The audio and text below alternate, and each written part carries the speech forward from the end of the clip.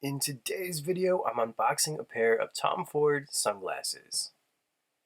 With your sunglasses, you get literature from the manufacturer, a microfiber cloth to clean your lenses with, and then a polishing cloth, which is new. And here's the case that comes with your sunglasses. And here are the sunglasses. I would definitely consider them an oversized style. From a distance, they look like they would be shields.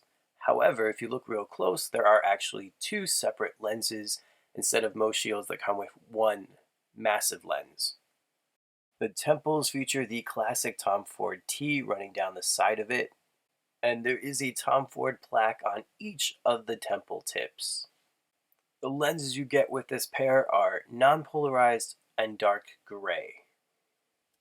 Alright, so let's go over the measurements real quick. The lens width is 61 millimeters, the nose bridge is 10 millimeters, and the temples measure out to 140 millimeters long. And this is what the sunglasses look like on.